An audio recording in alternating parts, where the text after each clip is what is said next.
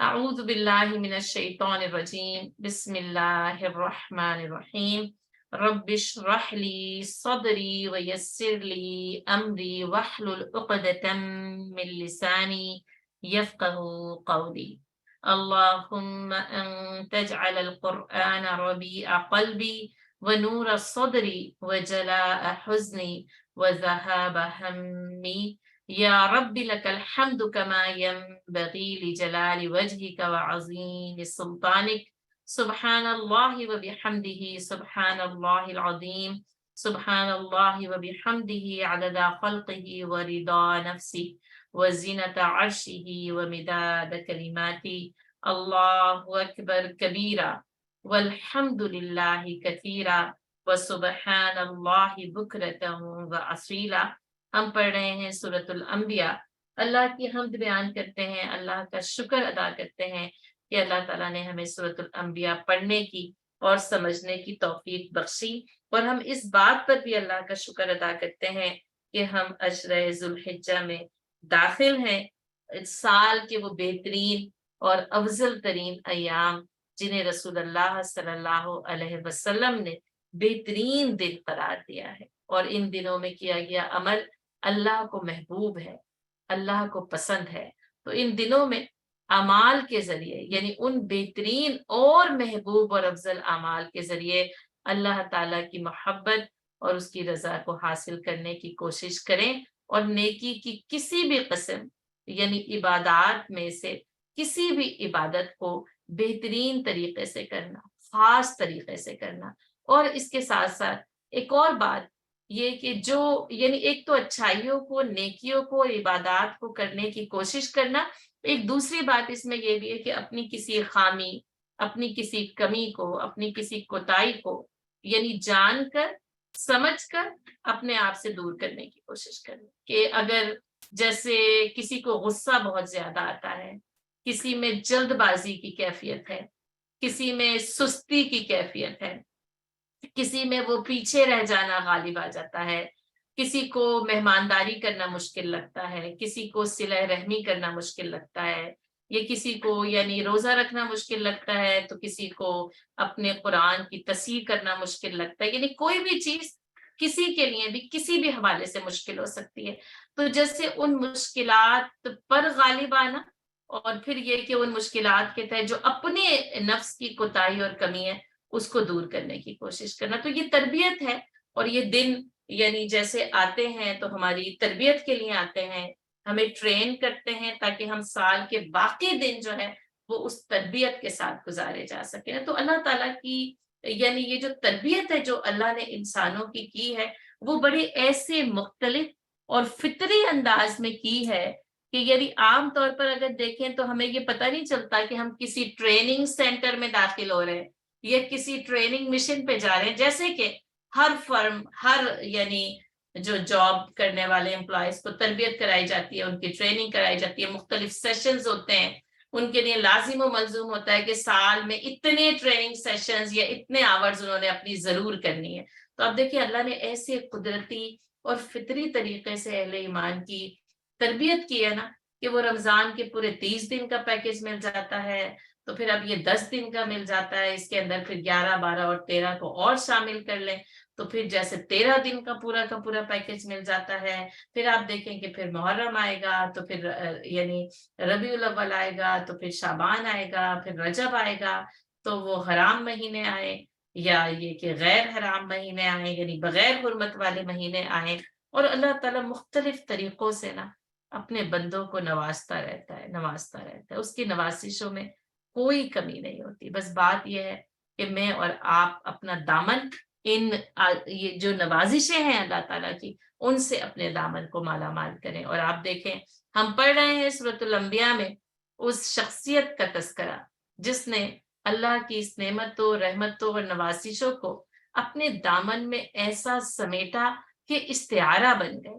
اور یہ پورا حج کا سفر، یہ شوق کا، ذوق کا، عشق کا جو سفر ہے، حضرت ابراہیم علیہ السلام اس کی بنیاد ہے اور اس کا مینارہ بھی۔ جیسے ایک فاؤنڈیشن ہوتی ہے نا کہ وہ جو وَإِذْ يَرْفَعُ إِبْرَاهِيمُ الْقَوَاعِدَ مِنَ الْبَيْتِ وَإِسْمَاعِيلُ، اور جب کہ ابراہیم اور اسماعیل علیہ السلام اس عمارت کی بنیادیں اٹھا رہے تھے، اللہ کے گھر کی یعنی بنیادوں کی تعمیر جو ہے نا وہ خلیل اللہ نے اور ذبیح اللہ نے مل کر کی، اور کیسے وہ ان مختلف مراحل سے گزر کر کہاں اس جگہ پہنچے کہ جہاں وہ اس کو تعمیر کر سکے، اس کی چھت بنا سکے، اور وہ پھر تا قیامت تک نا ان کی شخصیت کو، ان کے نشانات قدم کو اللہ تعالیٰ نے خانہ کعبہ کے سامنے نا محفوظ کر دیا۔ وَاتَّخِذُوا مِن مَقَامِ إِبْرَاهِيمَ مُصَلًّى، حضرت ابراہیم علیہ السلام کے قدموں کی یادگار یہ مقام ابراہیم ہے۔ پھر آپ دیکھیں، میں کہتی ہوں زمزم حضرت اسماعیل علیہ السلام کے قدموں کی یادگار بن جاتا ہے، ان کی ایڑیوں کے پاس سے یہ چشمہ پھوٹتا ہے، اور صفا و مروہ کی سعی حضرت حاجرہ علیہ السلام کے قدموں کی یادگار بن جاتی ہے۔ تو جو قربانی دیتا ہے، جو ایمان کی آزمائشوں پہ ثابت قدم رہتا ہے، بس اللہ تعالیٰ اس کو نواز دیتے ہیں، اور اللہ تعالیٰ کہتے ہیں اور میں نے ابراہیم کو یعنی اس سے پہلے رشد سے نواز دیا تھا۔ تو دراصل بات کیا ہے کہ اس ہدایت سے نوازا جانا، اور پھر اس ہدایت کے اوپر عمل کرنا، اب پھر اس ہدایت کے اوپر، اس رشد کے اوپر حضرت ابراہیم علیہ السلام کیسے چلے کہ سارے ستارے سیارے سارے بتوں کو پیچھے چھوڑ دیا، اور نہ صرف پیچھے چھوڑ دیا بلکہ فجعلہم جزازا، ان کو ٹکڑے ٹکڑے کر ڈالا، ان کو چورا کچورا کر ڈالا۔ یہ ایک یعنی اس میں ایک بہت بڑا پیغام ہے نا کہ جب تک بت توڑے نہیں جائیں گے، جب تک یہ بت چورا چورا نہیں کیے جائیں گے نا، نیکی اور ہدایت کے راستوں پر آگے نہیں چلا جا سکتا۔ ہمارا نا یعنی مسئلوں میں سے، بہت ہزاروں مسائل میں سے ایک مسئلہ یہی ہے کہ ہم بت بھی جو کہ تو چھوڑ دیتے ہیں، اور بس پھر ہم کہتے ہیں کہ نہیں، یعنی پھر ہم بس جیسے اپنی نفسانی خواہشات کا بت ہو، یا وہ سامنے تراشے ہوئے ہوں، یا روایات کے ہوں، رسم و رواج کے ہوں، فیشن کے ہوں، یہ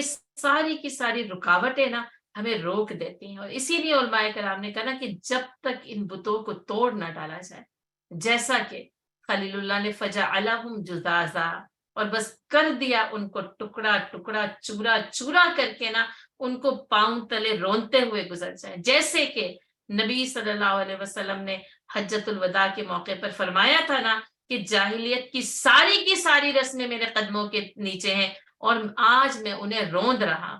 یعنی جس چیز کو نا روندنے کی ضرورت ہے نا، جس کے اوپر سے گزر جانے کی ضرورت ہے، یہ وہ جاہلانہ رسمیں ہیں جو ہدایت کی راہ میں رکاوٹ بن جاتی ہیں اور ہمیں آگے نہیں بڑھنے دیتی۔ ہمیں وہ عمل یعنی اخلاص کے ساتھ نہیں ہوتا، رضا کے ساتھ نہیں ہوتا، تو ان کو توڑ دینا، اور ان کو توڑنے کے بعد یہ پھر انہوں نے ظاہر ہے کہ ایک حکمت اختیار کی تھی کہ ذرا قوم کو سمجھایا تو جائے کہ یہ جو وَأَنْتُمْ لَهَا عَاكِفُونَ ہے، ذرا ان کی حقیقت کو تو پتہ چلے کہ ان کی حقیقت کیا ہے۔ اور جب حقیقت پتہ چلی تو ثُمَّ نُكِسُوا عَلَىٰ رُءُوسِهِمْ، تو پھر جو ہے وہ سر اپنے ہی جو ہے نا وہ سینوں پر جھکا لیے، یعنی پھر نظر ڈالی اور کچھ نہ سمجھ آیا نہیں، اور کہا تمہیں پتہ تو ہے کہ یہ بولتے نہیں ہیں، ہے نا؟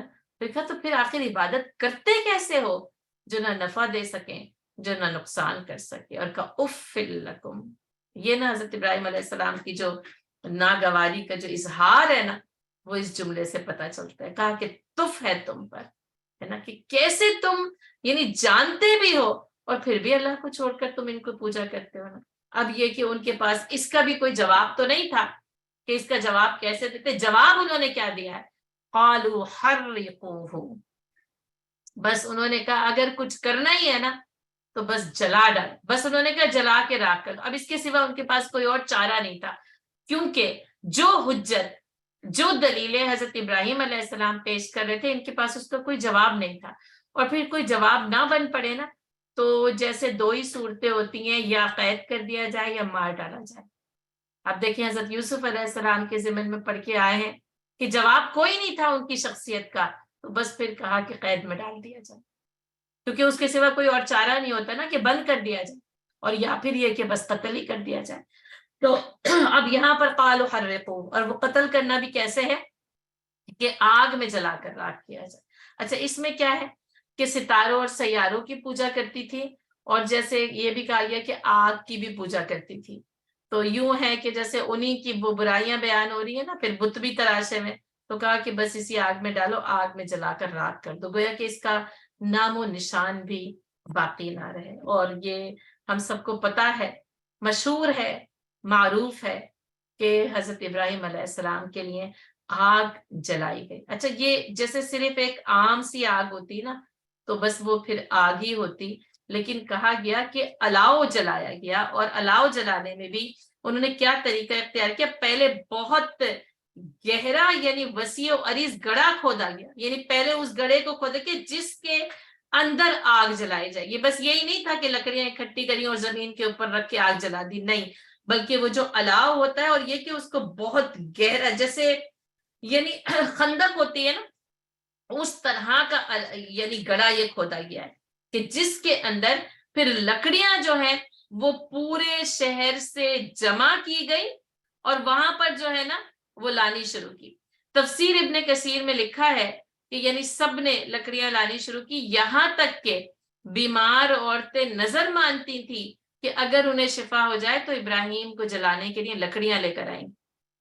یعنی آپ دیکھیں کہ اس حد تک بات کہی ہے کہ لوگ اب اس بات پر نظر اور نیت مان رہے ہیں کہ اگر ہمیں یہ مل گیا نا تو ابراہیم کو جلانے کے لیے ہم لکڑیاں، گویا کہ پھر وہ ظاہر ہے کہ اس کا جلایا جانا، اور پھر اس لکڑی کو کہا 1 مہینے تک یعنی وہ زمین کا گڑھا کھودا جاتا رہا، اور اس میں جلانے کے لیے لکڑیاں جمع کی جاتی رہی، یعنی جس طریقے سے جمع کی گئی کہ لوگ نیت اور نظر مان کر جو ہے وہ حضرت ابراہیم علیہ السلام کو جلانے کے لیے لکڑیاں لے کر آ رہے تھے، اور وہ لکڑیاں جو ہے وہ جمع کی گئیں، جمع کی جاتی رہیں، اور پھر جب وہ یعنی ان کے حساب سے وہ وسیع و عریض گڑھا کھود کر تیار ہو گیا تو اب ان لکڑیوں سے اسے پر کیا گیا۔ کہا یہ لکڑیاں جیسے ڈالا جانا اور پھر اس کے اندر ظاہر ہے وہ ایندھن کا ڈالا جانا کہ یہ جلیں گی کیسے، کہا اس میں 7 دن لگے، ہے نا، یعنی ان کو ڈالا، جلایا، پھر ان کو پھونکا گیا، جیسے آگ کو جلانے کے لیے جو سارا کا سارا عمل ہوتا ہے تاکہ وہ بہت اچھے طریقے سے بھڑک جائے، ہے نا۔ اب وہ جب یعنی وہ آگ جب پورے طور پر بھڑکنے لگی نا تو جیسے اس کے شعلے آسمان سے باتیں کرتے تھے، اور لکھا ہوا ہے کہ اگر کوئی پرندہ یعنی پرندوں کی پرواز ہمیں کتنی اونچی نظر آتی ہے نا، تو اگر اس کے اوپر سے پرواز کرتی تو وہ جل جاتا، یعنی وہ اتنی بلند ہوئے اس کے شعلے کہ پرندے اس کے اوپر سے گزرتے ہوئے جو ہے وہ جل جائیں۔ اتنا وسیع و عریض گڑھا، اور اس کے اندر پھر ان لکڑیوں کی کثرت، پھر اس کا جلایا جانا، اور پھر اس کے بعد جیسے اس کو بلند کیا جانا۔ اور ایک روایت میں ہے کہ یعنی جیسے کہ لوگ یعنی انسان جیسے کہا کہ وہ جو ہے وہ یہ کہہ رہے کہ ہم جو ہے وہ لے کر آئیں گے، اور کہا جاتا ہے کہ جو دنیا کے جو جانور تھے نا وہ اس آگ کو بجھانے کی کوشش کر رہے تھے، یعنی جیسے وہ پھونکے مارتے تھے کہ یہ آگ بجھ جائے، یعنی وہ اپنا کام کر رہے تھے کہ یہ آگ جو ہے وہ بجھ جائے۔ حضرت امام زہری رحمت اللہ علیہ کا قول ہے کہ گرگٹ کو مار ڈالا جائے، کیونکہ اس نے حضرت ابراہیم علیہ السلام کے لیے جو آگ جلائی گئی تھی اس کو بجھانے کی کوشش نہیں کی، بلکہ یہ اس کو پھونک رہا تھا کہ وہ اور بھی زیادہ جو ہے نا وہ جلے، اور پھر جیسے سلف صالحین میں گرگٹ کو مار ڈالنے کا حکم دیا گیا، اس لیے کہ یعنی ابراہیم علیہ السلام کی آگ کو اس نے بجھانے کی کوشش نہیں کی تھی۔ کہا کہ چڑیے اپنی چونچ میں نا پانی کی بوندیں لے کر جاتی تھی کہ اس آگ کو بجھا سکے۔ اچھا اب آپ سوچیں کہ وہ چڑیا اتنی ننھی سی چڑیا، اور کتنا اس کی چونچ میں پانی کی کتنی کوئی بوندیں آ سکتی ہیں، لیکن نہ یہاں سے کیا پتہ چلتا ہے کوشش اس ننھی سی چڑیا نے جو اس آگ کے اوپر سے گزرے تو جل کر راکھ ہو جائے، اس نے اس پر اپنی چونچ میں جتنا پانی آ سکتا ہے اس پانی سے اس آگ کو بجھانے کی کوشش کی، لیکن گرگٹ نے پھونکے مار کر اس کو بھڑکانے کی کوشش کی۔ تو اس لحاظ سے جیسے نا، اور جیسے وہ ایک روایت حضرت یوسف علیہ السلام کے ضمن میں ملتی ہے نا کہ جب ان کو غلام بنا کر بیچا گیا کہ ہم نے دیکھا ہے مصر میں دولت کو کمبخت پیغمبر خرید لیتی ہے، تو جو وہ عورت تھی نا وہ اون کا گولا لے کر حضرت یوسف علیہ السلام کو خریدنے کے لیے جا رہی تھی نا، تو وہ لوگوں نے کہا تو اس نے کہا میرے پاس جو کچھ بھی ہے بس میں اس سے ان کو خریدنے کی کوشش کروں. تو بات کیا ہوتی ہے کہ یعنی یہ کچھ روایات میں اس طرح کی باتیں ہمیں پتہ چلتی ہیں، اور جیسے یہ ساری باتیں تو اس سے نا جیسے اس جو معاملہ ہے، جو واقعہ ہے نا، اس کی اہمیت اور شدت بتائی گئی. یعنی ان مختلف روایات سے اگر ہم دیکھیں تو یہ کہ لوگ تو لوگ، جانور اور پرندے بھی نا اس پورے ماحول میں شریک تھے. اب ان کی شرکت کس قسم کی تھی اس سے یہ پتہ چلتا ہے. یعنی یہ ایک ایسا واقعہ تھا کہ جس نے پورے کے پورے ماحول کو اپنی لپیٹ میں لے رکھا تھا. یعنی کہ اب اس کے سوا وہاں کوئی اور بات نہیں ہو رہی تھی کہ آگ یا تو جلائی جا رہی ہے یا آگ بجھائی جا رہی ہے. دو ہی باتیں ہو رہی تھی، دو ہی کام کرنے والے لوگ تھے، یعنی کہ آگ جلانے والے یا پھر یہ کہ آگ کو بجھانے والے تھے. اچھا اب یہ جب یہ آگ، اتنی شدید آگ جب بھڑکائی گئی اور جب خود بھی اندازہ نہیں ہوگا کہ یہ اس طریقے سے بھڑک اٹھے گی، تو اب سوال یہ پیدا ہوا کہ حضرت ابراہیم علیہ السلام کو آگ میں ڈالا کیسے جائے. یعنی اب وہ کوئی قریب جائے تو جل جائے، اب وہ حضرت ابراہیم علیہ السلام خود تو چلتے ہوئے آگ میں اتریں گے نہیں، ان کو تو اٹھا کر پھینکنا پڑے گا. تو جو بھی وہاں تک جائے گا وہ خود اس آگ میں جل کر راکھ ہو جائے گا. تو کیا کیا جائے؟ اب اس کے بعد پھر یعنی پھر مشورے ہوئے، اور پھر ایک جو ہے وہ شخص کے مشورے سے، جیسے وہ مننجیق ٹائپ جو ہوتی ہے نا کہ جس میں رکھ کر جو ہے وہ پھینکا جاتا ہے تو وہ دور تک وہ چیز جاتی ہے نا، پھر جیسے وہ اس سے پھر جو بعد میں پھر اس کی جو جدید شکل ہمیں پتہ چلتی ہے کہ اس سے گولے پھینکے گئے تو مختلف جو ہے وہ علاقے فتح کیے گئے، اور استنبول بھی اسی طرح فتح ہوا تھا، اور یعنی کہ دیبل کی بندرگاہ بھی اسی طرح فتح ہوئی تھی. تو کیونکہ یہ کہ اب وہ اتنا دور ہوتا ہے، قلعے ہوتے ہیں، دیواریں ہوتے ہیں، اس کو کیسے توڑا جائے، اس میں شگاف کیسے پیدا کیا جائے، تو مننجیق نا ان چیزوں میں شگاف پیدا کرنے کا کام کرتے. تو جیسے اٹھا کر نا، یعنی جس کو کہتے ہیں نا کہ وہ سورس، یعنی پوری اپنی فلی سورس کے ساتھ ان کو اس آگ کے اندر پھینکا جانا. تو اس کو تیار کیا گیا اور اس میں بٹھا کر ہے نا ان کو جو ہے وہ اس کے اندر ڈال. یہ کہا جاتا ہے جس شخص نے یہ مشورہ دیا تھا تو پھر ظاہر ہے کہ اس کا عذاب تو پھر اللہ تعالیٰ نے اس کو جس طرح بھی دینا چاہا جو ہے وہ دیا. اچھا اب کیا ہے کہ جیسے کہا کہ سارے پرندے اور سارے کے سارے جو ہے وہ اس ماحول کے ساتھ ہم آہنگ ہے، اور جب آپ کو آگ میں ڈالا جانے لگا ہے تو رسول اللہ صلی اللہ علیہ وسلم نے فرمایا کہ حضرت ابراہیم علیہ السلام یہ پڑھ رہے تھے حسبی اللہ و نعم الوکیل، حسبی اللہ و نعم الوکیل. اور جیسے اللہ تعالیٰ کہتا ہے نا کہ جب آپ صلی اللہ علیہ وسلم صحابہ کرام کے پاس یہ خبر پہنچی نا کہ وہ اتنا بڑا جو لشکر تیار، تو انہوں نے کہا حسبنا اللہ و نعم الوکیل، ہے نا. تو یعنی آپ صلی اللہ علیہ وسلم اور صحابہ کرام نے اس وقت یہ پڑھا اور حضرت ابراہیم علیہ السلام نے اس وقت یہ پڑھا.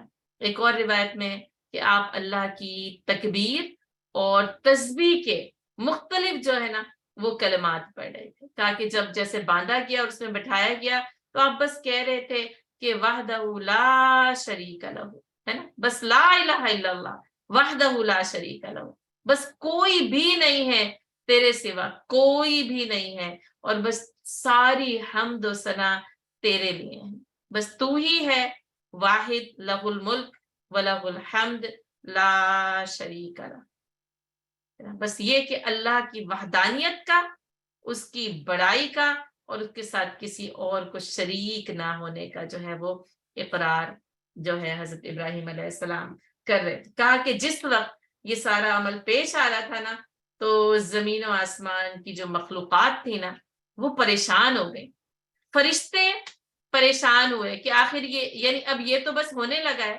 اب یہ کیا ہوگا.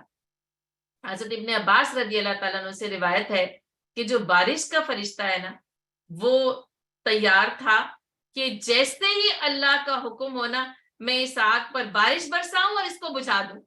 اب آپ نا وہ یہ یعنی جو فائر بریگیڈ ہے دیکھ لیں کہ آگ جلتی ہے تو پانی ڈالا جاتا ہے تو بجھائے جاتے ہیں نا، تو آپ دیکھیں کہ وہاں پر تو کوئی یعنی فائر ایڈ تو نہیں ہے، فائر بریگیڈ تو نہیں ہے، لیکن وہ بارش کا فرشتہ اس بات کے انتظار میں ہے کہ اللہ تعالیٰ حکم دے تو میں بارش برساؤں تو یہ پوری کی پوری آگ جو ہے وہ یعنی ٹھنڈی ہو جائے، ہے نا، لیکن ان کو یہ حکم نہیں دیا گیا۔ اچھا، اب یہ سارے فرشتوں کے اندر جب یہ ایک پریشانی کی کیفیت پیدا ہوئی نا، تو حضرت جبرائیل علیہ السلام ان کے نمائندہ اور ان کا پیغام لے کر اللہ تعالیٰ کے پاس جو ہے وہ گئے کہ یعنی اب پریشانی ہے کہ ان کو آگ میں ڈالا جائے گا تو کیا ہوگا؟ تو اللہ تعالیٰ نے کہا تم سب جیسے جی چاہو ابراہیم کی مدد کرو اور اس کو بچا لو، یعنی سب کو ابراہیم علیہ السلام کی مدد کر کے نا بچانے کی اجازت دی گئی۔ تو فرشتوں نے جیسے حضرت جبرائیل علیہ السلام سے کہا، اور حضرت جبرائیل علیہ السلام پھر حضرت ابراہیم علیہ السلام کے پاس حاضر ہوئے۔ یعنی اب فرشتے کیسے مدد کریں؟ اب وہ بارش کا فرشتہ انتظار میں ہے، باقی فرشتوں نے کہا اللہ نے اجازت دی جیسے جی چاہے تم اس کو بچانا چاہو بچا سکتے ہو۔ حضرت جبرائیل علیہ السلام سب کے نمائندہ بن کر حضرت ابراہیم علیہ السلام کے پاس گئے اور کہا کہ آپ کو اس وقت جو ہے وہ کیا ضرورت ہے، کس مدد کی ضرورت ہے؟ ابراہیم علیہ السلام نے جواب دیا مجھے تمہاری کسی مدد کی ضرورت نہیں۔ حضرت جبرائیل نے کہا آپ کو میری کسی مدد کی ضرورت ہو میں انجام دوں؟ کہا مجھے تمہاری کسی مدد کی ضرورت نہیں، مجھے ضرورت تو ہے مگر اپنے رب سے ہے، اور وہ میرا رب واقف حال ہے، اسے سب کچھ علم ہے۔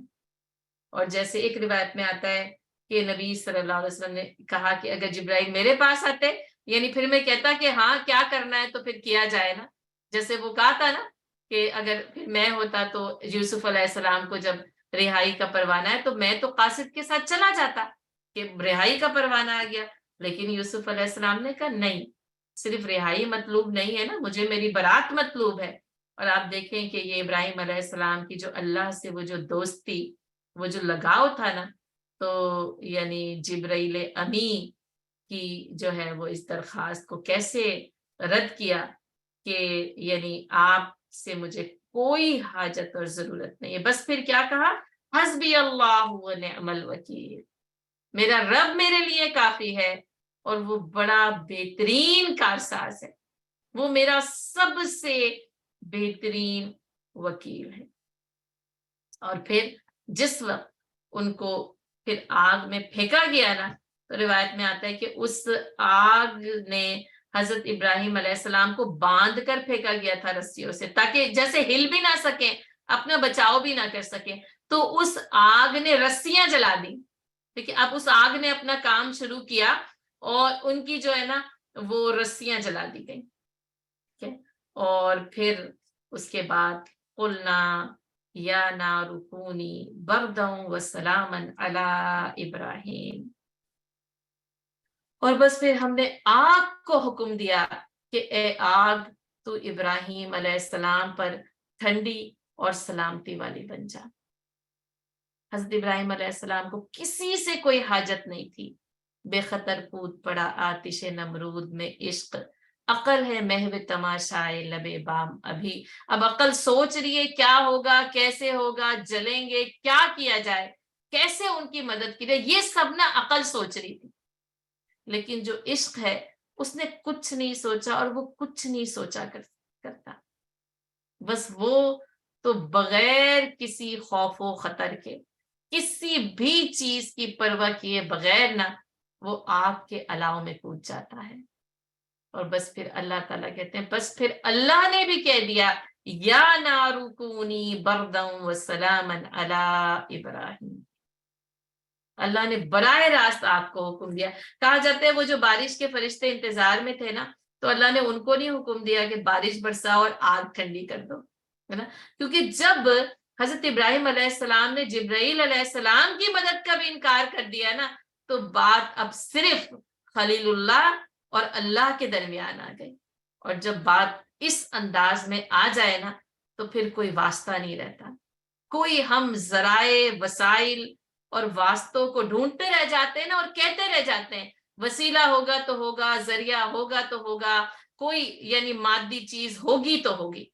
یہاں پہ دیکھیں کسی مادی چیز کا کوئی عمل دخل نہیں، اور مادی چیز اپنی پوری حصی اور مانوی طور پر وہ بھڑکتی ہوئی آگ وہاں پر موجود ہے، اور آگ کی فطرت، آگ کی جبلت، آگ کی عادت ہے کہ وہ جلا کر راکھ کرتی ہے. یعنی اگر وہ جلا کر راکھ نہ کرے تو وہ آگ نہیں ہوگی نا. تو اس آگ کے لیے یہ حرارت اور شدت لازم ہے نا. اور پھر وہی کہ پانی ڈالا جاتا ہے تو پانی کے لیے یعنی بجھانا لازم ہے. تو بات کیا تھی کہ پانی کی ضرورت نہیں تھی. آگ کی عادت، آگ کی فطرت، اللہ نے اس کو اسی طریقے سے تخلیق کیا ہے.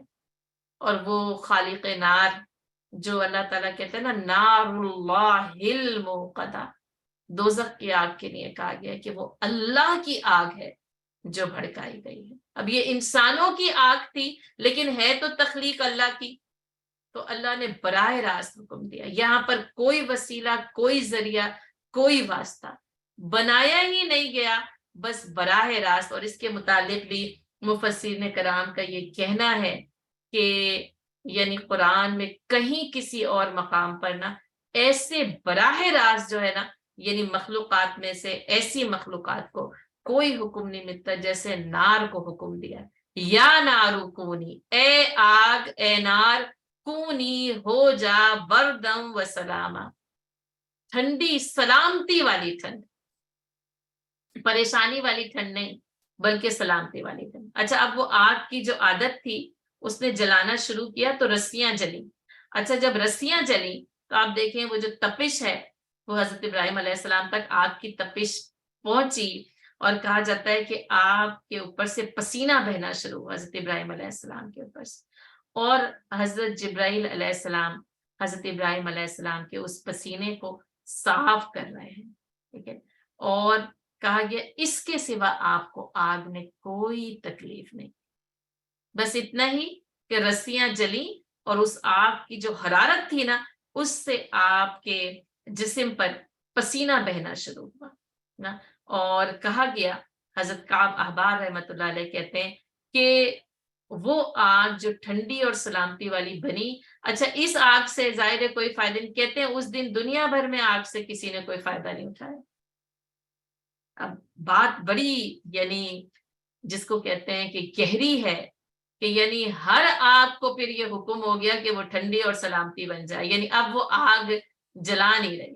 لیکن یہ کہ علی ابراہیم یعنی جیسے ہوتا ہے نا کہ حکم ہوتا ہے اور انہوں نے تو یوں عمل کرنا ہے نا. ہر مخلوق نے تو وہ انسان اور جن کی طرح تو سوچنے اور سمجھنے پہ کیوں کیا اور کیسے کی تو مجال ہی نہیں ہے نا.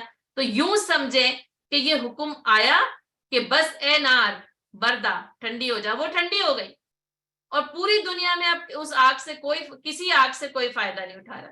اچھا پھر جب آگے چلتا ہے نا وہ سلامہ سلامتی علی ابراہیم. اب یہ کہ یہ والی وہ آگ جو کہ ابراہیم علیہ السلام کے لیے بھڑکائی گئی یہ بن جائے بردم و سلام. اچھا اس میں بھی پھر بات یہی ہے کہ اگر صرف بردا ہوتی کہ ٹھنڈی ہو جائے ہے نا. اب آگ جو ہے وہ ٹھنڈی ہو جاتی اور وہ برف بن جاتی تو حضرت ابراہیم علیہ السلام کو اس سے تکلیف ہوتی. تو یہاں پر نا ٹھنڈک سلام وہ سلامت جیسے بات وہی نا وہ جو خوشگوار موسم ہوتا ہے جس میں گرمی نہیں ہوتی اور جس میں سختی پہنچانے والی ٹھنڈک نہیں ہوتی. جو بہار کا موسم ہمیں بہت پسند ہوتا ہے یہ وہ موسم ہے. اور یہی کہا گیا. اور ایک طرف یہ کہ آگ گل و گلزار بن گئی ہے نا. اور اب اوپر سے تو وہ آگ کا الاؤ جلتا ہوا نظر آ رہا ہے اور لیکن اندر جو ہے وہ ایک ایسا وہ باغ ہے جس میں ابراہیم علیہ السلام جو ہے وہ اس کے اندر موجود. یہ کہا گیا کہ آگ بظاہر تو آگ رہی لوگوں کو تو وہ بھڑکتی ہوئی نظر. ایسا نہیں کہ وہ بجھ گئی، ایسا نہیں ہوا ہے نا. اب یہ ہم کہتے ہیں نا آگ بجھ گئی تو جیسے ایک عام طور پر بات کہی جاتی ہے یعنی کہنے میں یوں تو کوئی حرج نہیں ہے لیکن نا اصل حقیقت اور واقعے کے خلاف ہے. یعنی ہم بھی یہ کہتے ہیں کہ آگ حضرت ابراہیم علیہ السلام کے لیے بجھا دی گئی لیکن اگر آپ یہ پڑھیں نا تو اس سے یہ پتہ چلتا ہے کہ وہ بات درست اور صحیح نہیں ہے بلکہ آگ ٹھنڈک اور سلامتی والی بنی ہے بلکہ بجھائی نہیں گئی. کیونکہ وہ لوگ تو یہی سمجھ رہے ہیں کہ ابراہیم علیہ السلام جو ہے وہ اس آگ میں جل کر راکھ ہو گئے ہیں. آگ اپنی حقیقت میں آگ رہی، وہ بھڑکتی رہی اور وہ جیسے کہ ظاہر ہے بس جلا دی گئی تھی. اب جتنے دن تک اس نے وہ بھڑکنا تھا وہ بھڑکتی رہی لیکن ابراہیم علیہ السلام کو اس نے کسی قسم کا کوئی نقصان نہیں پہنچایا. آگ نے آپ کو چھوا تک نہیں. بس وہ ٹھنڈک اور سلامتی والی بن گئی نا، اور ابراہیم علیہ السلام کے بدن مبارک پر ایک ذرہ برابر بھی کوئی آنچ نہیں آئی۔ روایت میں آتا ہے کہ حضرت ابراہیم علیہ السلام اس آگ میں 7 دن تک رہے۔ اب آپ دیکھیں کہ 7 دن اور آگ بھڑک رہی ہے، اور کیونکہ بردم و سلامہ ہے، اور کہتے ہیں کہ مجھے پوری عمر میں کبھی ایسی راحت نہیں ملی جتنی اس 7 دنوں میں حاصل کی۔ جس کو کہتے ہیں نا جیسے وہ ایک ویکیشن، اور آپ سوچیں کہ آگ کے علاوہ میں یہ ویکیشن ہو، لیکن وہ نیچے سے گلو گلزار ہو، وہ بردم و سلامہ ہو، تو کیا وہ کوئی بہترین سے بہترین جو ہے وہ جگہ ہو سکتی ہے کہ جہاں پر لوگ پرفضا مقام پر جو ہے وہ اپنی چھٹیاں گزارنے کے لیے جائے۔ اب یہ 7 دن ہے، کسی قسم کی کوئی جو ہے وہ یعنی فکر نہیں ہے، اور بس وہ اس حال میں خوش ہے۔ یہ خلیل اللہ ہے جو اللہ سے ایسی انہوں نے دوستی کی کہ یعنی قربانیوں کی مثال پیش، اچھا ذاتی طور پر یعنی پرسنلی حضرت ابراہیم علیہ السلام کے لیے یہ سب سے سخت آزمائش ہے۔ ابھی آزمائشوں کا سلسلہ ختم نہیں ہوگا نا، اور آپ دیکھیں کہ پھر یہ جو قربانی کی اپنی جان کی، اب یہ نہیں بس اللہ پہ بھروسہ تھا، حسبی اللہ و نعم الوکیل، اور بات یہی ہے نا کہ وَمَن يَتَوَكَّلْ عَلَى اللَّهِ فَهُوَ حَسْبُهُ، اور جو کوئی اللہ پر توکل کرتا ہے اللہ اس کے لیے کافی ہو جاتا ہے۔ حسبی اللہ، بس اللہ ہمارے لیے کافی ہے، وہ نعم الوکیل، اور بہترین وکیل یعنی وہی وکیل جس پر توکل کیا جائے اور سب کچھ اس کے سپرد کر دیا جائے، اور اس کے سپرد کر دینے کے بعد نا یہ فکر نہیں ہوتی کہ آگ جلائے گی، رات کرے گی، میں مر جاؤں گا، میں واپس آؤں گا نہیں آؤں گا، یہ بغیر کسی فکر کے ہوتا ہے۔ ہم توکل بھی کرتے ہیں، ہزاروں فکریں بھی ہوتی ہیں، ہم وسائل ذرائع واسطے سب کچھ استعمال کرتے ہیں، پھر بھی ہمیں یہ خوف اور اندیشہ ہوتا ہے کہ پتہ نہیں یہ کام پورا ہوگا کہ نہیں، اور بعض اوقات وہ سارے وسائل اور ذرائع رکھنے کے باوجود بھی پورا نہیں ہوتا ہے۔ اصل میں توکل کی یہ اعلیٰ اور یعنی ایسی مثال ہے جو بے مثال ہے، جس کی نظیر کہیں اور نہیں ملتی ہے، اور یہ توکل پیدا ہو جائے نا، اور بس یہی ہے نا کہ یعنی توکل کی جو حقیقت ہے وہ یہی ہے کہ پہلے خنجر تیز رکھ اپنا، اور پھر اس کی تیزی کو مقدر کے حوالے کر، اپنی طرف سے ساری کوششیں کرنے کے بعد اے قلب و توکل، اور بس اللہ پہ بھروسہ، اور یہ بھروسہ کیسا ہے کہ جان جائے تو جائے، آگ جلا کر رات کرے تو کرے، مجھے کوئی خوف نہیں، کوئی خطر نہیں، مجھے اس بات کی کوئی پرواہ نہیں ہے۔ یہ ہیں ابراہیم علیہ السلام، اور پھر اللہ کی طرف سے یہ حکم آ جاتا ہے یا نارو کونی بردم و سلام علی ابراہیم۔ اچھا اس میں ایک اور لطیف نقطہ کیا ہے کہ جیسے ہم نے پڑھا نا قالوا سمعنا فتى يذكرهم، ایک نوجوان کو سنا ہے جو ان کا ذکر کر رہا تھا، اور عالم نوجوانی کا ہے، یاد رکھیے گا عمر ابھی وہ پختہ نہیں ہوئی ہے، اور یہ کہ ابھی تو زندگی کے بہت سارے مراحل، روایت میں آتا ہے جیسے 16 سال عمر تھی، تین ایج میں یہ کام ہو رہا ہے۔ تو حضرت شعیب جبائی رحمت اللہ علیہ نے فرمایا کہ اس وقت آپ کی عمر جو ہے وہ 16 سال تھی، اور اسی طرح یعنی مختلف جو ہے وہ لوگوں نے ان کی عمر، کیونکہ ظاہر قطعیت کے ساتھ تو نہیں یہ بات پتہ چلتی، لیکن یہ کہ مختلف طور پر ان کی یہ عمر سامنے پتہ چلتی۔ اس عمر میں یعنی رضائے الہی پر اور حکم الہی پر اور اس دعوت حق کے لیے آگ میں جل جانا جو جوان منظور کر لینا، تو اسی لیے تو کہا گیا کہ در جوانی توبہ کردن شیوہ پیغمبر، یہ پیغمبروں کا شیوہ ہے۔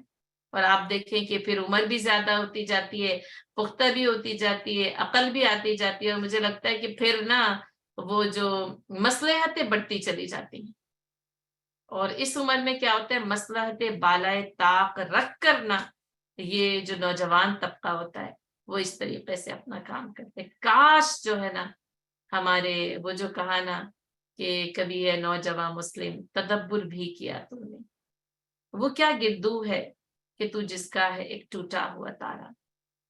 نوجوانوں کو تو فکر ہی نہیں ہے، ان کو تو ہم نے اسکرین ایڈکشن میں ایسا الجھایا ہے، مجھے تو سچ میں بتاؤں مجھے تو ان پر ترس آتا ہے کیونکہ ان کا اپنا قصور کوئی نہ. اب ہم کہتے تو ہیں کہ یہ ہر وقت یہی کرتے رہتے ہیں, ہاتھوں میں تھمایا کس نے تھا؟ مجھے اس کا جواب تو دیجیے. آپ نے اور میں نے, ہے نا. وہ پھر حضرت ابراہیم علیہ السلام اور چاہتے ہیں اسماعیل علیہ السلام کی فرما برداری, لیکن ہم نے اپنی نئی نسل کے ساتھ کیا کیا ہے, ذرا یہ تو سوچیں. اور پھر قصوروار وہ بھی ٹھہر ہی جاتے ہیں, ٹھہر ہی جائیں گے. لیکن جیسے اسباب اگر تلاش کریں, وجوہات تلاش کریں, تو اس میں ہمیں یہ بات پتہ چلتی ہے. تو یہ کہ آج بھی وہ جو ابراہیم کا ایمان پیدا آگ کر سکتی ہے انداز گلستاں پیدا. آگ وہی ہے اور اللہ بھی وہی ہے, اور بس بات یہ ہے کہ ضرورت ابراہیم علیہ السلام کی ہے. تو آج بھی ہو جو ابراہیم کا ایمان پیدا آگ کر سکتی ہے انداز گلستاں پیدا. تو کہا کہ قلنا یا نارو کونی بردم و سلاما علی ابراہیم, اور ہم نے آگ کو حکم دیا کہ اے آگ تو ابراہیم علیہ السلام پر ٹھنڈی اور سلامتی والی بن جا. وَأَرَادُوا بِهِ كَيْدًا, اور انہوں نے اس کے لیے قید کیا, سازش کی, یہ مکر تیار کیا. فَجَعَلَهُمُ الْأَخْسَرِينَ فَجَعَلْنَاهُمُ الْأَخْسَرِينَ, اور پھر بس ہم نے انہیں ہی نقصان میں ڈال دیا. یعنی پھر وہ مکر ہوا مکر اللہ, انہوں نے بھی مکر کیا, اللہ نے بھی کیا. انہوں نے تدبیر کی کہ جلا کے راکھ کر دیں, فَجَعَلْنَاهُمُ الْأَخْسَرِينَ, اور اللہ نے انہیں ہی نقصان میں ڈال دیا. اتنی جو کوششیں کی, اتنے جو وسائل اور ذرائع اس آگ کو جلانے میں خرچ کیے, وہ بھی بے سود ثابت ہوئے اور اٹھا کر پھینک بھی دیا. تو ابراہیم علیہ السلام, اب وہ آگ جو قدرتی طور پر جلتی رہی نا, جیسے یوں سمجھے وہ 7 روز تک رہے نا, وہ جل جل کے پھر وہ ظاہر ہے وہ اس کے شعلے بجھنے شروع ہوئے, جو کہ اب اس کی عادت اور فطرت ہے. تو جب وہ پھر راکھ بن گئی تو پتہ چلا کہ ابراہیم علیہ السلام تو اس آگ کے اندر سے صحیح اور سلامت نکل آئے. تو یہی ان کا نقصان تھا, یہی ان کا خسارہ تھا کہ جو کچھ کے انہوں نے کرنا چاہا ان کو اس میں ذرہ برابر بھی کامیابی نہیں ہوئی, اور وہ خسارے میں پڑ گئے. وَنَجَّيْنَاهُ, اور ہم نے اسے بچایا, یعنی ابراہیم علیہ السلام کو. وَلُوطًا, اور لوط علیہ السلام, اور یہ لوط علیہ السلام حضرت ابراہیم علیہ السلام کے بھتیجے. اب یہ واقعہ نا, جب اتنا بڑا یہ واقعہ رونما ہو گیا تو بس پھر نہ حضرت ابراہیم علیہ السلام کو یعنی ہجرت کا حکم دیا گیا. اب وَإِنِّي مُحَاجِرٌ إِلَىٰ رَبِّي, انہوں نے کہا بس میں اپنے رب کی طرف ہجرت کرتا ہوں. تو اب جو ہجرت کی ہے نا, تو اس کے اندر پتہ چلتا ہے کہ اپنے بھتیجے کو لے کر, اور یہ بھتیجے کیا, اب یہ کہ یہ واقعہ دیکھ کر بھی, یعنی ایسی قدرت کاملہ کو دیکھ کر بھی قوم میں سے کوئی ایمان نہیں لے کر آیا. اور یہ اس قوم کی ایسی بدقسمتی ہے, اور حضرت ابراہیم علیہ السلام کی یہ قربانیاں اور ان کے نتیجے میں ایک قوم کا شخص ایمان نہیں لے کر آتا سوائے ولوطا, حضرت لوط علیہ السلام کے. اور وہ دیکھیں وہ حضرت ابراہیم علیہ السلام کے بھتیجے اور نبی بنائے جائیں گے. تو میں تو یہ سوچتی ہوں, اگر آپ سوچیں تو ان کو تو فہرست نکال ہی دیں, یعنی ابراہیم علیہ السلام اور لوط علیہ السلام دونوں نبی ہیں, بس صرف یہ دونوں ہجرت کرتے ہیں اور کوئی نہیں, ہے نا. اور پھر ان کی حضرت ابراہیم علیہ السلام کی بیوی حضرت سارہ, بس.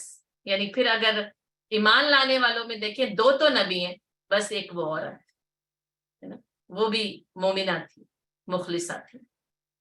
اور جیسا کہ پہلے دن ہی حضرت خدیجہ رضی اللہ تعالیٰ عنہا ایمان لے کر آتی ہیں, تو حضرت سارہ ہیں جو کہ واقعتاً پھر ایمان سے مشرف ہو کر ان کے ساتھ ہجرت کرتی ہیں. اور لیکن یہ دونوں نبی ہیں, لیکن بہرحال یہ کہ حضرت ابراہیم علیہ السلام اور لوط علیہ السلام ان کو بچایا گیا, اور پھر ان کو یعنی ہجرت کروائی گئی الی الارض التي بارکنا فیہا للعالمین, اس سرزمین کی طرف جس کے اندر یعنی ہم نے اہل عالم کے لیے برکتیں رکھتی ہیں. یہ بابرکت سرزمین, یہ شام کی مقدس سرزمین ہے, یا آپ یوں کہیں کہ فلسطین کی سرزمین ہے. یہ نبیوں کا گہوارہ رہی ہے. اس میں یعنی یہ ایسی مقدس سرزمین ہے جس میں انبیاء کرام کو نہ صرف یہ کہ مبعوث کیا گیا, بلکہ یہ کہ ابراہیم علیہ السلام کو تو وہاں نہیں مبعوث کیا گیا, لیکن وہاں ہجرت کی طرف ان کو اشارہ دیا گیا کہ وہاں جائیں. تو یہ سرزمین شام لکھ لیں. سرزمین فلسطین لکھ لیں، سرزمین بیت المقدس لکھ لیں، جیسے وہ اور پھر اس کے چاروں طرف کا حولہ لنریہ من آیاتنا وبارکنا حولہ، اللہ کہتا ہے ہم نے اس کے چاروں طرف برکتیں رکھ دی ہیں، یہ یعنی جیسے یہ دیکھیں نا خانہ کعبہ اور اس کے چاروں طرف برکتیں، اور اسی طرح بیت المقدس اور اس کے چاروں طرف برکتیں، وبارکنا حولہ، اور الی الارض التی بارکنا فیہا للعالمین، اور ہم نے اہل عالم کے لیے اس کے اندر برکتیں رکھ دی ہیں، یہ برکتوں کی سرزمین ہے۔ فلسطین کو ویسے بھی نا دودھ اور شہد کی سرزمین کہا جاتا ہے، پرفضا مقام ہے نا، اور آپ دیکھیں کیا وہ جس کو جنت نظیر وادیاں کہتے ہیں، لیکن انسانوں کا استعمال اس وادیوں پر دیکھیں نا تو خون میں نہلا دی جاتی ہیں۔ تو اس سرزمین کی برکتیں، اور لیکن یہ کہ اس سرزمین کی آزمائشیں بھی بہت مختلف ہیں۔ تو ابراہیم علیہ السلام اور لوط علیہ السلام پھر فلسطین ہجرت کرتے ہیں، جو کہ ان کا آبائی وطن نہیں ہے، اور لیکن یہ کہ جب آبائی وطن میں جب رہنا مشکل ہو جائے تو پھر مکے سے بھی ہجرت کرنا پڑے تو کریں۔ مکے سے تو 3 ہجرتیں ہوتی ہیں، 2 ہجرت حبشہ اور 1 ہجرت مدینہ، اور یہاں پر پھر یعنی جیسے وہی ہے نا کہ انبیاء کرام کو مختلف مشاہدات حق سے جو گزارا جاتا ہے، اب ابراہیم علیہ السلام کو ایک مشاہدہ حق آپ دیکھیں یہ کہ آگ ہے لیکن جلا کر خاکستر نہیں کیا، یعنی جلا کر خاکستر کرنا تو بہت دور کی بات، ایک آنچ تک نہیں پہنچی ہے۔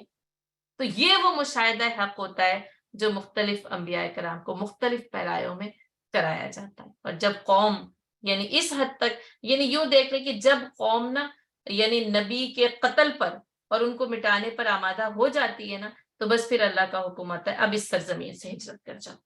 اب اس سے پہلے جتنے بھی ہوں تو وہ 13 سال مکے کے دیکھ لیں، یہاں پر 16 سال کی عمر جو ہے وہ اہل علم نے لکھی ہے، تو بس اب اس کے بعد وہاں سے ہجرت کر جاؤ۔ اور یہ ہجرت کبھی آسان نہیں ہے، کبھی آسان نہیں ہے، ساز و سامان، اسباب، ذرائع، وسائل، کیا ہوگا، کیسے وہاں پر آبادی ہوگی، بے سر و سامانی کی حالت میں ہجرت ہوتی ہے۔ اسی لیے ہجرت کا اتنا اجر رکھا گیا ہے کہ کہا کہ ہجرت یعنی اپنے سے پہلے کے تمام گناہوں کو منہدم کر دیتی، جیسے اسلام لانا پچھلے تمام گناہوں کو مٹا دیتا ہے نا، تو جیسے حج کرنا پچھلے تمام گناہوں کو مٹا دیتا ہے، تو اسی طرح ہجرت کرنا بھی نا پچھلے تمام گناہوں کو مٹا دیتا ہے۔ یعنی آپ یہ دیکھیں کہ یہ ایک ایسا عمل ہوتا ہے جس میں مشکل، سختیاں، پریشانیاں یعنی جھیلنا، یہ سارا کا سارا کچھ اس کے اندر ہوتا ہے، اور پھر اس کی وجہ سے اللہ تعالیٰ پچھلے تمام گناہوں کو مٹا دیتا ہے۔ یعنی گناہوں کے لیے نا یعنی مٹانے کے لیے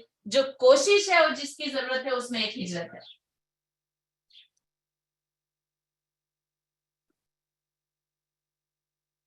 اور یہ ہجرت بڑا پسندیدہ عمل ہے اللہ تعالیٰ کو، یعنی اللہ کی رضا کے خاطر ہجرت کرنا نا، اور بات یہی ہے وَلِكُلِّ امْرِئٍ مَّا نَوَىٰ، اور ہر ایک کے لیے وہی ہے جس نے اس کے لیے ہجرت کی۔ فَمَنْ كَانَتْ هِجْرَتُهُ إِلَى اللَّهِ وَرَسُولِهِ، تو بس جس کی ہجرت اللہ اور اس کے رسول کے لیے ہے تو بس اس کی ہجرت اللہ اور اس کے رسول کے لیے ہی شمار ہوگی، اور اگر کسی کی ہجرت یعنی کسی اور مقصد کے لیے ہے جس سے دنیا کو حاصل کرنا ہے، اور اب امرأۃ او ینکحھا، اور یا کسی عورت سے نکاح کرنے کے لیے، تو اس کی ہجرت اسی کے لیے شمار ہوگی۔ تو بات یہی ہے کہ ہجرت کیوں کی، وَإِنِّي مُهَاجِرٌ إِلَىٰ رَبِّي، کہا بس میں اپنے رب کی طرف مہاجر بن کر جاتا ہوں۔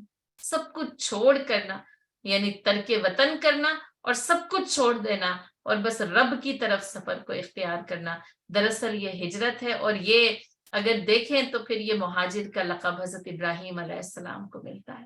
پھر مہاجرین مکہ، آپ دیکھیں نبی صلی اللہ علیہ وسلم ان مہاجرین مکہ میں سب سے سر فہرست، پھر سارے صحابہ کے نام اور آپ ان کے آگے یعنی مہاجر مکہ لکھتے جائیں۔ ایک طرف انصار مدینہ ہوتے ہیں، ایک طرف مہاجرین مکہ ہوتے ہیں، اور یہاں پر بھی یعنی 2 نبی ہیں جو ہجرت کرتے ہیں اور اس سرزمین کی طرف کے جہاں برکتیں تھیں۔ گویا کہ اب تمہاری دعوت کا جو مرکز ہے اب اس سرزمین کو چھوڑو، یہاں سے نا اب کوئی بھی نا یعنی فائدہ نہیں، یعنی اب کوئی بھی نفس اسلام قبول کرنے والا نہیں ملے گا، یعنی دعوت حق قبول کرنے والا نہیں ملے گا، بس پھر اس سرزمین کو چھوڑ دیا جائے۔ وَأَرْضُ اللَّهِ وَاسِعَةٌ فَتُهَاجِرُوا فِيهَا، اللہ کہتے ہیں اللہ کی زمین اتنی وسیع ہے بس تم اس میں ہجرت کر جاؤ۔ پھر کسی سرزمین، ساری سرزمین اللہ کی ہے، بس صرف برکت یعنی وہاں نہیں ہوگی کہ صرف مکے میں ہوتی یا صرف مدینے میں ہوتی یا صرف بیت المقدس میں ہوتی، نہیں۔ اور آپ دیکھیں مختلف سرزمینوں میں اللہ تعالیٰ نے مختلف انبیاء کرام کو مبعوث کیا گیا، اور لیکن مرکز پھر وہ مکہ اور بیت المقدس اور پھر مدینہ بنا۔ تو یہ پھر ان سرزمینوں کی وہ شان ہوتی ہے، وہ عظمت ہوتی ہے کہ ساری زمین اللہ کی ہے، لیکن اللہ جس زمین کو چاہے برکت عطا کر دے، عظمت عطا کر دے۔ یہ 3 سرزمینیں خاص طور پر یعنی برکت والی، عظمت والی اور تقدس والی، یعنی یہاں پر کہیں پر یعنی زمین اور مکان میٹر کرتا ہے اور کہیں پر نہیں کرتا۔ تو یہاں پر یہ برکتیں یعنی میٹر کرتی ہیں۔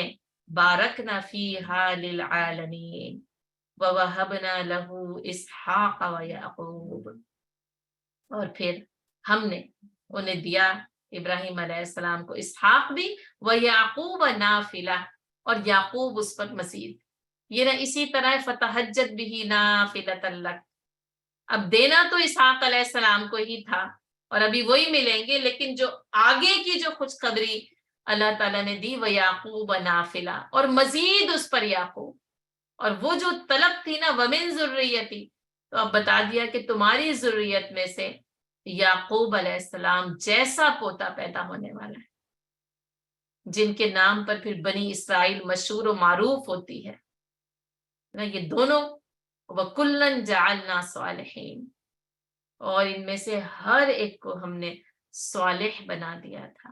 اللہ تعالیٰ ان کی صالحیت کا سرٹیفکیٹ دے رہا ہے کہ وہ صالح تھے، تو اسحاق علیہ السلام تھے۔ اچھا یہاں پر بھی آپ دیکھیں کہ ابھی یعنی ہم یعنی جو نام ہم پڑھ رہے ہیں نا، اس کے اندر آپ دیکھیں کہ ہم نے کون کون سے نام پڑھے ہیں، آپ گنیں گے بھی اور آپ لکھیں گے۔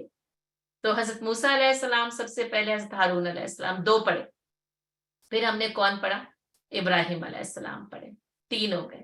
چوتھا کون سا ہے، وَنَجَّيْنَاهُ وَلُوطًا، دیکھیں چوتھے ہو گئے۔ اس کے بعد 5ویں اسحاق علیہ السلام اور یعقوب علیہ السلام، صحیح، آپ اسی ترتیب کے ساتھ، جس ترتیب کے ساتھ قرآن کے اندر لکھے گئے نا، ہم اسی ترتیب کے ساتھ پڑھیں۔ اچھا آگے آپ آیت کا حوالہ بھی لکھ سکتے ہیں، یعنی علمی طور پر جب کام ہوتے ہیں نا تو انشاءاللہ، اور ہم اس کے اوپر تھوڑا سا ورک آؤٹ کریں گے، لیکن آپ میں سے ہر ایک نے یہ ذاتی طور پر یہ ورک آؤٹ کرنا ہی کرنا ہے، ہر انگلی اور ہر قلم جو ہے وہ اس بات کو لکھے، ہر دل اور دماغ ان ناموں کے ساتھ، اور یعنی ان ناموں کے ساتھ، اور ان کو لکھنے کا مقصد کیا ہے، اس کار نبوت کے ساتھ ہم آہنگ ہو جائیں، کیونکہ یعنی سوچنا یہ ہے اور دیکھنا یہ ہے کہ یہ ان کا ذکر میرے اور آپ کے لیے، اور قرآن میں اتنے خاص الخاص انداز میں کیوں اور کس لیے آیا ہے۔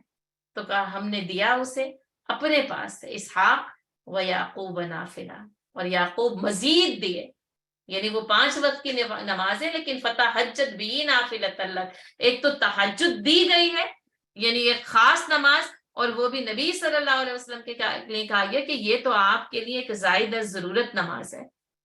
تو یہاں پہ بھی وہی نفل والا جو ہے نا، اور جس عشرہ ذی الحجہ میں ہم داخل ہیں نا، اس میں صرف فرائض نہیں بلکہ نوافل کی کثرت کیجیے گا، نوافل بہت محبوب ہے۔ آپ دیکھیں اسحاق علیہ السلام تو محبوب ہیں ہی ہیں، لیکن جب ابراہیم علیہ السلام کو یہ خوشخبری دی گئی ہوگی کہ اسحاق بھی اور یعقوب بھی، تو پھر اس خوشی کو سن کر ان کا کیا حال ہوا ہوگا، ہے نا۔ اور پھر وہی ہے کہ اس میں بڑے مراحل اور آگے، لیکن یہ کہ اسحاق علیہ السلام کی خوشخبری کو یہاں پر خاص طور پر بیان کیا گیا، اور اس کی وجہ یہی ہے کہ جو ہجرت کی تھی نا وہ حضرت سارہ علیہ السلام کے ساتھ کی تھی، تو اللہ تعالیٰ نے پھر حضرت سارہ اور ابراہیم علیہ السلام کو اسحاق علیہ السلام سے نوازا تھا، اور دوسرے پیج پر دیکھیں تو پھر حضرت ابراہیم علیہ السلام اور حضرت حاجرہ علیہ السلام کو اللہ تعالیٰ نے اسماعیل علیہ السلام سے نوازا تھا۔ وَكُلًّا جَعَلْنَا صَالِحِينَ، اور پھر ہم نے ان میں سے ہر ایک کو صالح بنایا تھا۔ وَجَعَلْنَاهُمْ أَئِمَّةً يَهْدُونَ بِأَمْرِنَا، اور ہم نے انہیں امام بنایا، ہم نے انہیں امام بنایا جو کہ یہدون بامرنا، یعنی ہمارے حکم سے لوگوں کی رہنمائی کرتے تھے۔ اب یہ جو یعنی امامت ہے نا، دراصل انبیاء کرام امام ہوتے ہیں، پھر باقی سارے امام نا استعارہ ہیں، یعنی یہ انبیاء کرام دراصل انہوں نے امامت کے فرائض سر انجام دیے ہیں، اور اس کے بعد پھر یہ امامت کا سلسلہ جو ہے وہ عام انسانوں میں سے بھی کچھ لوگوں کو عطا کیا جاتا ہے۔ اس میں یہ جو ائمہ ہے یہ بہت لازم ہے، پیشوائی اور رہنمائی۔ تو اس نبوت کے ضمن میں جو کہ سورۃ الانبیاء کا خاص موضوع ہے، ہمیں اس بات کو سمجھ لینا چاہیے کہ یہ انبیاء کرام دراصل پوری بنی نوع انسان کی امامت کے فرائض سر انجام دینے کے لیے آئے ہیں، جس کو پیشوائی لکھیں، جس کو رہنمائی لکھیں، یہدون بامرنا، اور ہمارے حکم سے لوگوں کی رہنمائی کرتے تھے۔ اور دوسری بات کیا ہے؟ ہادی بنا کر بھیجے جاتے ہیں، لوگوں کو ہدایت کی طرف بلانے والے، لوگوں کو ہدایت کا راستہ دکھانے والے، یعنی اصل میں مقصود اور مطلوب نہ ہدایت ہے، لوگوں تک پہنچا دینا، لوگ اس ہدایت کے راستے پر چلنے لگے، یعنی ان کی رہنمائی کر دینا۔ اہدنا الصراط المستقیم، سیدھا اور سچا راستہ کون سا؟ کیونکہ پگڈنڈیاں تو کئی ہوں گی جب دنیا میں آئے ہیں اور نظر آ رہی، دراصل ہاتھ پکڑ کر اس راستے پر ڈال دینا صراط المستقیم، جو سیدھا اور سچا راستہ ہے۔ تو ہم نے ان کو بنایا امامت، پیشوائی، رہنمائی، یہ انبیاء کرام کا مقام اور ان کا منصب ہے۔ میں نے آپ کو کہا تھا کہ نبوت ہے، کار نبوت ہے، منصب نبوت ہے، وہ بھی بتایا جا رہا ہے۔ اور اس منصب میں جو نبیوں کو عطا کیا جاتا ہے، کوئی اور انسان اس عظمت کے مقام کو نہیں پہنچ سکتا، یاد رکھیے گا۔ سب سے عظیم انسانوں میں انبیاء کرام ہیں۔ اللہ تعالیٰ نے اس پورے کے پورے گروہ کو وَكُلًّا جَعَلْنَا جو ہے نا، سب کے سب، لَا نُفَرِّقُ بَيْنَ أَحَدٍ مِّن رُّسُلِهِ، اور ان میں کسی قسم کی اس معاملے میں کوئی تفریق نہیں۔ فضیلت ہوگی خلیل اللہ ہے، کلیم اللہ کا ذکر آ گیا، خلیل اللہ کا ذکر آ گیا، فضیلت ہوگی، تفریق کوئی نہیں ہے۔ اور ان سب کو اس معاملے میں یکساں طور پر صالحیت عطا کی گئی تھی۔ وَجَعَلْنَاهُمْ أَئِمَّةً، سب کے سب امام تھے، ان کو رہنمائی اور پیشوائی کا فریضہ سر انجام دینے کے لیے بھیجا گیا تھا۔ اور اس امامت کے ساتھ وہ کریں گے کیا؟ لوگوں کو اللہ کے حکم سے ہدایت کی طرف بلائیں گے۔ سب کے سب ہادی تھے، یعنی ہدایت کی طرف بلانے والے، رہنمائی کا راستہ دکھا دینے والے۔ اور بے امرینا بھی بہت خاص ہے، سب کے سب اللہ کے حکم کے پابند تھے، کوئی اپنی مرضی سے آزاد نہیں تھا۔ اسی لیے یعنی جو مشروط اطاعت انبیاء کرام کی کرنی ہے نا، وہ یہ کہ وہ اللہ کی اطاعت کے ساتھ ان کی اطاعت کی جائے گی۔ یہدون بامرنا، ہمارے امر اور ہمارے حکم سے لوگوں کو ہدایت کی طرف بلاتے تھے، کہ ان کو حکم یہی ملا تھا، یہی امر الہی ان کو دے کر بھیجا گیا تھا۔ کہا گیا قل انی امرت، اور ان سے کہہ دیجئے مجھے حکم دیا گیا ہے ان اول من المسلمین، میں مسلمین میں سب سے پہلے شامل ہو جاؤں، ان اکون اول المومنین، کہ میں مومنوں میں سب سے پہلا ہوں۔ تو اللہ کی طرف سے ان کو حکم ملتا ہے، یہ حکم الہی کے پابند ہوتے ہیں۔ وَأَوْحَيْنَا، اچھا یہ حکم ملتا کیسے ہے؟ وحی الہی کے ذریعے ملتا ہے۔ وَأَوْحَيْنَا إِلَيْهِمْ، اور ہم نے ان کی طرف وحی کی۔ اور اب یہ دیکھ لیجئے گا، یہ اصطلاحی وحی ہوگی، یہ معنوی وحی نہیں، یعنی اس میں معنویت جو ہے اصطلاحیت کے ساتھ شامل ہوگی، یعنی کہ وہ خاص وحی جو اللہ تعالیٰ پیغمبران کرام کو نوازتا ہے، جس خاص وحی سے پیغمبران کرام کو نوازا جاتا ہے۔ وہ اشارہ وَأَوْحَىٰ رَبُّكَ إِلَى النَّحْلِ، یہاں پر وہ وحی مراد نہیں ہے۔ وَأَوْحَىٰ إِلَى السَّمَاءِ، آسمان پر وحی کی گئی، یہاں پر وہ وحی بھی مراد نہیں ہے۔ یہاں پر اصطلاحی وحی مراد ہے، جو کہ جس سے کہ انبیاء کرام کو نوازا جاتا ہے، اور اسی وجہ سے اسی وحی کی بنیاد پر وہ باقی تمام انسانوں سے منفرد ہوتے ہیں، ممتاز ہوتے ہیں، عظیم ہوتے ہیں، کیونکہ ان کی طرف وحی کی جاتی ہے۔ بس یہی کہہ دیجئے، بس میری طرف تو یہ وحی کی جاتی ہے، اسی وحی کی بنیاد پر جو کچھ بھی ہے انبیاء کرام اس کو انسانیت کے سامنے پیش کر دیتے ہیں۔ تو وَأَوْحَيْنَا إِلَيْهِمْ اور ان سب کی طرف یہ وحی کی گئی فعل الخیرات. اب یہ فعل الخیرات کو آپ ہائی لائٹ کر لیں اور لکھ لیجئے نیک اعمال کرنے کی. اب یہ جو الخیرات ہے یعنی خیر ہے، اور خیر کی جو ہے وہ جمع مکسر ہے جو کہ مؤنث کے صیغے میں آئی ہے کہ الخیرات، خیرات، اور پھر اس کے ساتھ بھی جو ہے وہ یعنی معرفہ ہے، ال لگا کر اس کو معرب باللام کے ذریعے اس کو معرفہ بنایا گیا ہے.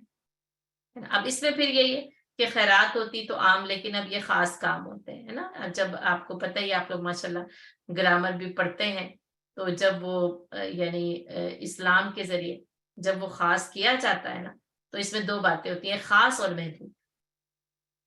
اب اس میں خیرات میں ہر قسم کی نیکی نہیں ہوگی، بس وہ خاص نیکی جس کی وہی اللہ تعالیٰ نے کی ہے. باقی کسی بھی چیز کو آپ خیر سمجھیں اور نیکی سمجھیں، اس الخیرات کے ضمن میں نہیں آئے. الخیرات وہ نیکی ہے کہ جس کی وہی اللہ تعالیٰ نے کی. وَأَوْحَيْنَا إِلَيْهِمْ فِعْلَ الْخَيْرَاتِ. اچھا یہ بھی ہو سکتا تھا نا وہ أَوْحَيْنَا إِلَيْهِمُ الْخَيْرَاتِ، کسی قسم کی کوئی کمی جملے میں واقع نہیں ہوتی، لیکن اس فعل نے نا اس الخیرات کو مقید کر دیا.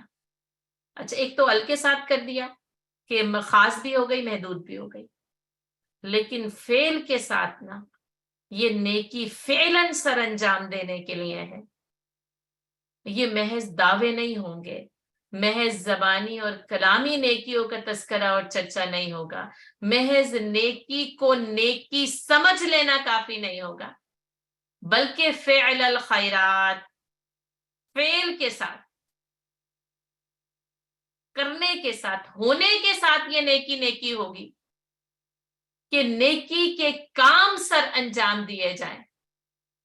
یعنی فعلاً یہ جو خیرات ہے ان کو سر انجام دیا جائے. اچھا ایک اور بات کی خیر، اور یہ خیر کی جمع، خیر تمام نیکیوں اور بھلائیوں کے لیے ایک جامع لفظ ہے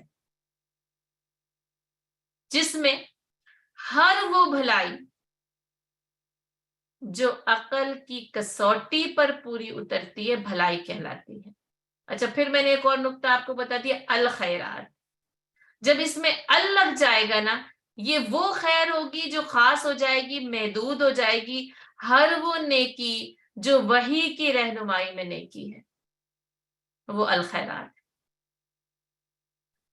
اب انسانوں پھر بات ہوئی کہ یعنی کوئی چوری کرتا ہے اور صدقہ کرتا ہے، وہ کہتا ہے میں تو نیکی کا کام کر رہا ہوں، صدقہ کر رہا ہوں.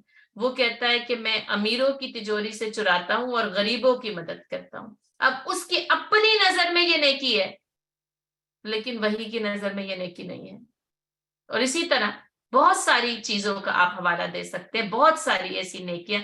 اور اسی لیے نا یہ جو اہدنا الصراط المستقیم ہے، اسی لیے ہے کہ اللہ تو ہمیں وہ سیدھا راستہ دکھا دے جو سچا ہے، کہ ہماری اپنی مرضی اور خواہش نفس کا راستہ نہیں، بلکہ وہ جسے اللہ سیدھا اور سچا راستہ ہے. ورنہ ہر کوئی یعنی اپنے حساب سے چیزوں کو سمجھنا اور اس پر جم جانا، تو یہ کہ اپنے حساب سے چیزوں کو سمجھنے کے لیے بھی قید تو نہیں کیا گیا، لیکن وہ سمجھے، سوچے، فکر، عقل یعنی آواز دی گئی ہے کہ لعلکم تتفکرون، اور کیوں تم تفکر کیوں نہیں کرتے، افلا یتفکرون، ہے نا، افلا یعقلون، اور تم اپنی عقل سے کام کیوں نہیں لیتے. لیکن جہاں پر نا عقل کام کرنا چھوڑ دیتی ہے نا، وہاں پر وہی کام کرنا شروع کر دیتی ہے. اور دوسری بات کیا ہے، یہ عقل وحی کی رہنمائی میں رہے تو سیدھے راستے پر چلتی ہے. ورنہ آپ دیکھ لیں جب عقل بھٹک جاتی ہے، جب فکر گمراہ ہو جاتی ہے، تو کیسے کیسے گمراہ کن نظریے اور عقائد وجود میں آتے ہیں جو ہمیں نظر آتے ہیں اور ابھی بھی نظر آ رہے ہیں. کیسے کیسے ازم ہیں جنہوں نے دنیا کو اور انسانیت کو آلودہ کیا ہے اور ابھی تک کرتے چلے جا رہے ہیں. تو عقل بہت اہم ہے، فکر بہت اہم ہے، لیکن وہ وحی کی رہنمائی میں کام کرے گی. اس لیے وَأَوْحَيْنَا إِلَيْهِمْ فِعْلَ الْخَيْرَاتِ کہ بنا دیا تھا ائمہ، وہ ہدایت کی طرف بلاتے بھی. امرنا کی وضاحت اس لیے ضروری ہے کہ ہم نے انہیں حکم دیا تھا وہ ہمارے حکم کی رہنمائی میں ہمارے وحی یعنی ہماری بھیجی ہوئی وحی کی روشنی میں لوگوں کو ہدایت کی طرف بلایا کرتے. تو میرے اور آپ کے لیے بھی نا اس کو سمجھنا یہی ہے کہ وہ تو انبیاء کرام جو نبوت سے نوازے گئے, جو عظمت سے نوازے گئے, انہوں نے اس ہدایت کا راستہ اختیار کیا اور لوگوں کو ہدایت کے راستے کی طرف بلایا. اب ان انبیاء کرام کی وساطت سے امت اس پیغام کو پہنچانے کی امین بنتی ہے. تو یہ جو وحی میرے اور آپ کے پاس موجود ہے نا قرآن, اس وحی کی روشنی میں نہ صرف یہ کہ خود اپنی اصلاح کرنی اور سیدھے راستے پر چلنا ہے, فعل الخیرات کو یاد کر لیجیے گا, نیکی اور بھلائی کے وہ سارے کے سارے کام جنہیں وحی نیکی اور بھلائی کا کام کہتی, اور اسی کو ہمیں لوگوں کی طرف جو ہے وہ پہنچانا ہے. کہ ہماری عقل گمراہ ہو سکتی ہے, ہماری فکر بھٹک سکتی ہے, لیکن وحی کیا کرتی ہے, یہدون, ان بھٹکی ہوئی سوچوں کو ہدایت کے راستے پر لا کر ڈال دے. یہی کیا ہے وحی نے. لوگ بھٹکے ہوئے تھے, لوگ گمراہ تھے, قرآن خود کہتا ہے نا, اور جیسے کہ پہلی سورہ فاتحہ دیکھیں, ولضالین, گمراہ اور بھٹکے ہوئے نہیں, ان لوگوں کا راستہ نہیں جو گمراہ اور بھٹک گئے, کیونکہ ان دنیا کی پٹگنڈیوں پر چلتے چلتے نا یہ عقل اور فکر گمراہ ہو جاتی ہے, بھٹک جاتی ہے. وحی کی روشنی میں یہ گمراہی دور ہوتی ہے. سیدھا اور سچا راستہ, یہدون بامرنا, اللہ کا بھیجا ہوا وہ سیدھا اور سچا راستہ اس وحی کی روشنی میں نظر آتا ہے. اور جب یہ سچا راستہ نظر آ جائے نا, فعل الخیرات, اور پھر انسان بھلائی کے کاموں کو فعلاً سر انجام دیتا ہے, بالفعل وہ نیکیوں کا کام کرتا ہے. یہ پھر نیکی کوئی سوچ نہیں رہ جاتی, کوئی دعویٰ نہیں رہ جاتا, کوئی لفظی اور زبانی کلام نہیں رہ جاتا, بلکہ وہ بالفعل نیکی کو کرنے والے بن جاتے ہیں. تو اللہ نے ان کی طرف بھی یہی وحی کی, اور وہ نیکی کے کاموں میں سب سے اول آگے آگے اور پیش پیش رہے. وَإِقَامَ الصَّلَاةِ, نیکی مکمل نہیں ہو سکتی نماز کے بغیر, عبادت الہی کے بغیر. اچھا, صرف فعل الخیرات بھی کہہ دیا جاتا تو الخیرات میں یعنی نماز بھی آتی ہے, لیکن آپ دیکھیں اس کی اہمیت کے پیش نظر اور اس عمل کی بھی افضلیت اور عظمت کے پیش نظر اس کو الگ سے ذکر کیا گیا, وَإِقَامَ الصَّلَاةِ, اور وہ نماز کو قائم کرتے تھے. پھر تیسری چیز بھی دیکھ لیں, وَإِيتَاءَ الزَّكَاةِ, اور وہ زکوٰۃ دیا کرتے تھے. اچھا, دونوں چیزیں پھر بالفعل ہی ہیں, ہے نا, وہ یعنی کہ نماز کی اقامت کا کام بھی بالفعل سر انجام دیتے تھے, اور زکوٰۃ کو دینے کا کام بھی بالفعل انجام دیتے تھے. اب دیکھ لیں یہ تمام انبیاء کرام کی طرف نا یہ نیکی, نیک اعمال کرنے, نماز قیام کرنے اور زکوٰۃ ادا کرنے کی وحی کی گئی تھی. جیسا کہ اسلام میں بھی اقامت الصلاۃ اور ہمارے لیے جو معروف ہے, اس کی جزیات میں کچھ اختلاف ہو سکتا ہے اور وہ ہے, لیکن پھر ہمارے پاس جو دین ہے اس میں جو اس کی وضاحت ہے, ہم نماز کو اسی طریقے سے قائم کریں گے, زکوٰۃ کو اس کی انہی شرائط کے ساتھ ادا کریں گے. لیکن اصل بات کیا ہے کہ کرنا, اس پر جم جانا, نماز کی پابندی, اللہ کے حضور جھکنا, ہے نا, قیام, سجدہ اور رکوع لازم اور ملزوم ہے. انسان کی عاجزی کا اعتراف ہے, انسان اپنے آپ کو اللہ کے حضور لے جا کر کھڑا کر دیتا ہے. یہ حاضری کا وقت ہوتا ہے, اے رب, یہ جو حاضری حج میں بلند ہوتی ہے نا, لبیک اللہم لبیک, بے شک اس کا اثر اور اس کا سحر کچھ مختلف ہی ہے, لیکن نہ یہ لبیک دن میں 5 وقت نہ اہل ایمان اس لبیک کی صدا نماز کی صورت میں بلند کرتے ہیں. اے رب میں تیرے پاس حاضر ہوں. پھر یہ جو تکبیرات پڑھی جا رہی ہیں نا, ہر یعنی نماز کو شروع کرتے وقت آپ اللہ اکبر کہتے ہیں, یہ ہماری زندگیوں کا لازم اور ملزوم حصہ ہے. اللہ اکبر کے ساتھ اپنی عاجزی کا اعتراف شروع ہوتا ہے. اور ایتاء الزکاۃ, یہ نا مال کے لالچ کو دل سے نکالتی ہے, مال سے بے رغبتی کو یہ زکوٰۃ پیدا کرتی ہے. لیکن بات یہی ہے کہ زکوٰۃ بھی بمشکل مجبوراً اور گن گن کر ادا کیا جانا اور مال کے حرص اور بخل میں گرفتار رہنا، یہ اہل ایمان کا شیوا نہیں، یاد رکھیے اہل ایمان سخی ہوتے ہیں.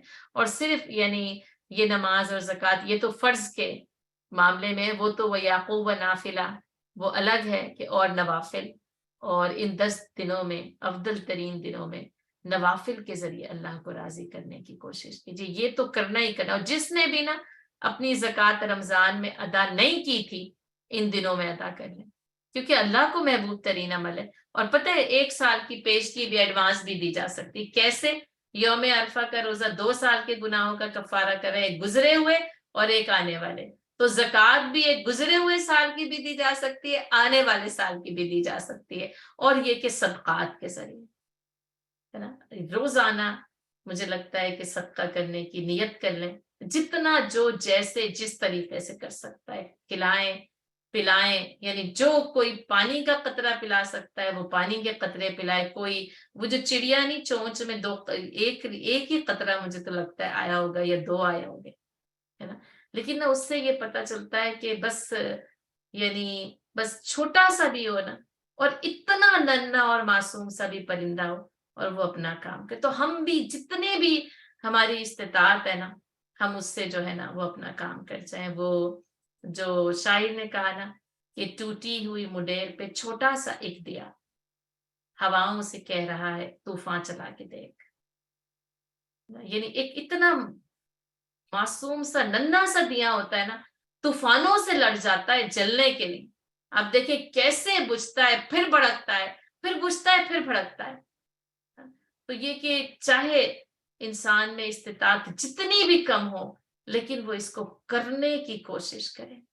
اپنی نمازوں کی کمیت کو ان دنوں میں بہتر بنائیے، یعنی کہ کوالٹی آف نماز، کوالٹی آف ٹائم اپنی نماز کو دیں، اس کی تسبیحات کو دیں، قرآن کی تلاوت کو دیں. ماشاءاللہ آپ لوگ 30ویں پارے کا تو حفظ کر ہی رہے ہیں، اس میں سے جتنا وہ حفظ ہو رہا ہے نیا ان کو آپ دہراتے جائیں. نمازوں میں حفظ اسٹرانگ ہوتا ہے، پکا ہوتا ہے. نمازوں میں خشوع و خضوع کی کیفیت جو ہے، میں نے تو ذاتی طور پر اس کا ہمیشہ مشاہدہ کیا کہ جب کوئی یعنی وہ نیا صفحہ، کوئی نئی صورت، یعنی جیسے آپ مختلف پڑھتے ہیں نا، تو نماز کی کمیت میں یعنی وہ چینج ہوتی ہے. اور نوافل کی کثرت کریں، زکوٰۃ ادا ہو یا صدقات کو ادا کرنے کا اہتمام کریں. اور بس یہ کہ اللہ پہ بھروسہ رکھیں، وہ برکت دیتا ہے. ما نقص من مال صدقہ، اور کہا صدقہ دینے سے مال گھٹتا نہیں ہے، کم نہیں ہوتا ہے، بلکہ جب کم ہو نا تو پھر زیادہ کر لیں، نیت کر لیں، سودا کر لیں اللہ تعالیٰ سے. مجھے یہ 1 کے بدلے 10 چاہیے کہ 100 چاہیے کہ 700 چاہیے، یہ واللہ یضاعف لمن یشاء. اور اللہ تعالیٰ تو جس کے لیے جتنا چاہتا ہے بڑھا دے، تو میرے لیے اس کو بے حساب اور کتاب مجھے اس کا بدلہ عطا کرتے. اس کے پاس دینے کی کوئی کمی نہیں. اصل میں یعنی وہی ہے کہ تو ہی نادا چند کلیوں پر قناعت کر گیا، ورنہ گلشن میں علاج تنگی داما بھی تھا. تو یہ کہ اس کی وسعت کے ساتھ اس سے مانگے، اور وہ رب شان بے نیازی کے ساتھ عطا کرتا ہے. وَكَانُوا لَنَا عَابِدِينَ.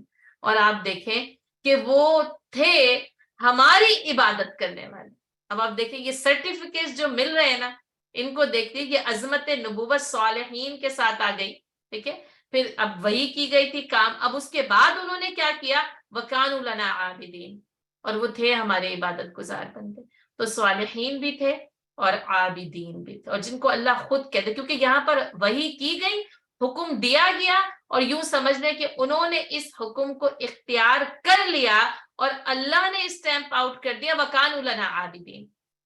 اور وہ تھے ہماری عبادت کرنے میں. اور اللہ کو یعنی صالحیت بھی بہت پسند ہے، عابدین. کیوں کہتا ہے اللہ تعالیٰ بار بار بار بار بار بار آمنوا وعملوا الصالحات، آمنوا وعملوا الصالحات الا الذين آمنوا وعملوا الصالحات، سوائے ان کے جو ایمان لائے اور انہوں نے اعمال صالح کی.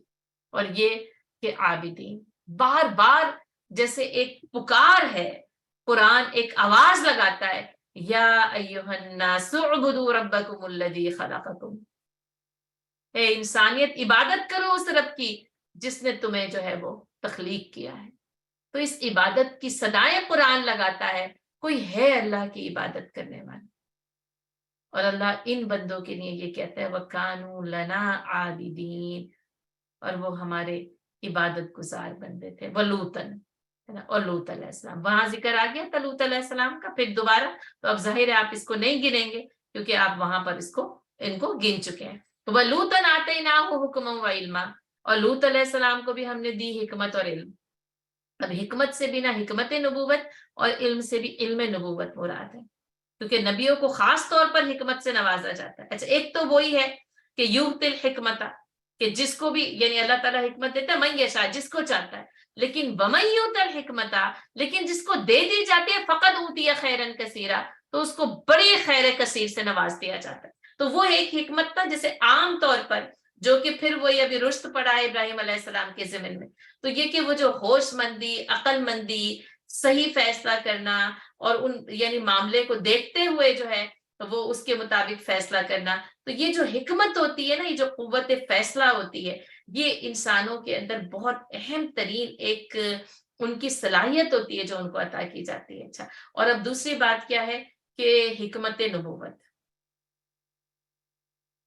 یعنی نبیوں کو جو حکمت عطا کی جاتی ہے، جس کو پیغمبرانہ فراست کہا جاتا ہے، وہ خاص ہوتی ہے. اور لوط علیہ السلام کو بھی عطا کی کہ وعلما، اور یہ علم سے پھر علم نبوتی مراد. ایک تو عام علم ہے نا، جو کہ اللہ تعالیٰ رب زدنی علما، اللہ ہمارے علم کو بڑھا دے. لیکن وہ جو علم نبوت ہے نا، پھر خاص، پھر وہ دیکھیں وہ اوحینا، پھر وہ وحی کے ذریعے بھی اس علم سے نوازا جاتا ہے. تو اللہ تعالیٰ پھر ان کے لیے حکمت اور علم کے راستے لوط علیہ السلام کے لیے کھولے. ہم بھی حکمت مانگ سکتے ہیں، ہم بھی علم مانگ سکتے ہیں، لیکن بات کیا ہے، نبوت نہیں مانگی جا سکتی. لیکن یہ کہ ان نبیوں کو جس حکمت اور علم سے نوازا گیا، اور انہوں نے جو امت کی تعلیم اس حکمت اور علم کے ساتھ دی، تو اے اللہ تو ہمیں ان لوگوں میں شامل کر لے جو اس حکمت اور علم کے راستے پر چلتے ہیں. ربی زدنی علما سکھا دیا گیا، اے اللہ ہمارے علم میں اضافہ کر. اللہم انا نسألک علما نافعا، اے اللہ تجھ سے علم نافع کا سوال کرتے ہیں، نفع بخش علم کا سوال کریں. یہ نہیں کہ بس کثرت ہو جائے، وہ علم جو فائدہ دے دے، علم کی بڑھوتری، اور وہ علم جو فائدہ دے دے. اور پھر یہ کہ یہ اللہ ہم حکمت کے ساتھ ہمیں صحیح قوت فیصلہ اور فہم عطا کرتے ہیں. اور اللہ تعالیٰ نے لوط علیہ السلام کو عطا کیا وَنَجَّيْنَاهُ مِنَ الْقَرْيَةِ الَّتِي كَانَتْ تَعْمَلُ الْخَبَائِثَ، اور پھر ہم نے اس کو اس بستی سے نجات دی. دیکھیں پہلے بھی دی تھی وَنَجَّيْنَاهُ وَلُوطًا، ماں ابراہیم علیہ السلام کو نجات دی، لوط علیہ السلام ان کے ساتھی بن کر یہاں آئے. اب یہاں ان کو جو مبعوث کیا گیا، یہ حکمہ اور علمہ نا، یہ ان کی نبوت کے مبعوث کیے جانے کا اعلان ہے. ایسے ہی قرآن اسی طرح بات کرتا ہے، فصاحت اور بلاغت کے ساتھ بات کرتا ہے کہ حضرت لوط علیہ السلام کو یعنی مبعوث کر دیا گیا، اور ان کو صدوم اور امورہ کی بستیوں کی طرف مبعوث کیا گیا. اب دیکھیں فلسطین، اور یہ فلسطین سے متصل ہی علاقہ ہے نا، جو کہ ظاہر ہے کہ اب موجودہ جارڈن کہلاتے، پہلے بس شامی تھا، اور اس کا بھی جو ہے وہ جس کو جو ہے وہ ڈیڈ سی کہا گیا، اور وہاں پر جو ہے یعنی وہ سمندر کی ایک ایسی کیفیت جس کو بحر میت بھی کہا جاتا ہے، اس کو بحر لوط بھی کہا جاتا ہے. اب اس کے کنارے یہ بستیاں آباد ہیں، اور حضرت لوط علیہ السلام کو ان بستیوں کی اصلاح کے لیے وہاں پر بھیجا جاتا ہے. اور پھر جب وہ وہاں جاتے ہیں تو وہاں پر پاتے ہیں وہ اس قوم کو جو کہ کانت تعمل الخبائث، کہ جو بڑے خبیث کام کیا کرتی. یہ نا خباثہ سے پھر خبیثہ واحد مؤنث بنتا ہے، اور یہ اس کی جمع ہے خبائث. ٹھیک ہے، یہ یعنی جیسے یہ مؤنث جمع ہے تو اس لیے کہا کہ خبیثہ کی جمع ہے، اور یعنی جیسے جس کے اندر تمام خباثت جمع ہو گئی. اور اس خباثت کے لفظ میں نا گندگی کا مفہوم ہوتا ہے، یعنی گندا اور برا، یعنی جس کو ہر وہ گندگی جو انسان کو یعنی اس سے کراہت آتی ہے نا، تو یہ سارا کا ساری خباثت اور یہ گندگی ان کے اندر جمع ہو گئی. اور ان کی سب سے بڑی جو خباثت تھی نا، وہ ہم جنس پرستی تھی. اور ایسی وہ خباثت تھی، اور یہ قوم ایسی خباثت کا بیج بو کر گئی کہ آج تک میں اور آپ اس کے اثرات کو دیکھ رہے ہیں. بلکہ اس وقت تو اب اس ماڈرن دنیا ہی کہیں گے کہ کیا کہیں، یہاں تو ہم سب کو معلوم ہے کہ یہ فتنہ کیسی طاقت کے ساتھ اس قدر مضبوط لابی ہے کہ جو باقاعدگی اس کے ساتھ منظم انداز میں کام کر رہی ہے، فکروں کو آلودہ کر رہی ہے. یعنی فکر آلودہ ہوتی ہے نا، تو پھر یہ سارے کے سارے کام آسان، لیگلائز کیا جانا، ببانگ دہل، علی الاعلان کیا جانا. اور بات وہی ہے جو مجھے یعنی کسی کی بات وہ سمجھ میں آ گئی کہ یہ فتنہ ہمارے لیے نہیں، ہماری آگے آنے والی نسلوں کے لیے ہے. اب بھی نا جو بچے نکل گئے ہیں کالج اور یونیورسٹیز چلے گئے نا، وہ پھر بھی محفوظ ہو گئے. اب یہ بچے نا جو اس سپٹمبر سے انٹر ہوں گے، جو لاسٹ سپٹمبر سے انٹر ہوئے، یعنی جیسے کہ تعلیمی سال ہوتا ہے، اس نے اس مہینے کا ذکر کیا کہ یہ جو اب انٹر ہوں گے نا اسکولز میں، ان کے لیے ہے یہ اصل فتنہ. اور ان کے ماں باپ کو کتنا ہوشیار ہونا ہے اور کتنا خبردار ہونا ہے، واللہ الفاظ میں نہیں بتایا جا سکتا. کاش وہ الفاظ مل جائے نا جو اس معاملے کی سنگینی کو واضح کر سکے کہ یہ معاملہ کس رخ کی طرف جا رہا ہے. ابھی بھی ہمارے کچھ ساتھی ہیں، انہوں نے اپنے بچوں کو اسکول سے یعنی اٹھا لیا، ہوم اسکولنگ شروع کر دی، وہاں فائٹ کی، وہاں پر جو ہے وہ جو بھی ان کے ظاہر ہے وہ پیرنٹس ٹیچر ایسوسیشن ہوتی ہے اور میٹنگز ہوتی ہیں، سب کچھ کیا، لیکن معاملے کا حل نہیں ملا. تو پھر انہوں نے بچوں کو کہا ٹھیک ہے ہم ہوم اسکولنگ کرتے ہیں، کیا کریں گے. اور پھر یعنی پھر ہوم اسکولنگ کے الگ یعنی اثرات ہیں اور مضمرات ہیں، لیکن آپ کے پاس کیا چوائس باقی ہے. بہت سنگین مسئلہ ہے، اس پر ہمیں سوچنا ہے، سمجھنا ہے، فعل الخیرات اور ایکٹ کرنا ہے. صرف آنکھیں بند کرنے سے نا اور توبہ کرنے سے یہ مسئلہ حل نہیں ہوگا، جب تک کہ اس کے لیے اتنے ہی مضبوط طریقے سے نہ اٹھا جائے جس طریقے سے یہ مضبوط لابیاں کام کر رہی ہیں، حکومتوں کے اوپر حاوی ہو رہی ہیں. اور صرف یہ ویسٹ نہیں ہے، یعنی ویسٹ ایسٹ نارتھ ساؤتھ، چاروں سمتوں میں، چاروں محاذوں پر یہ کام ہو رہا ہے. کانت تعمل الخبائث، اور وہ بڑے خبیث اور گندے کام کیا کرتے تھے. انہم کانوا قوما سوء فاسقین، اور وہ قوم تھی ہی یعنی بہت ہی نافرمان قوم تھی. یعنی جیسے نا ان کے اس عمل کی جو خباثت ہے اور گندگی ہے اس کو اس طریقے سے کہ وہ تھی ہی فاسق قوم، نافرمان قوم تھی.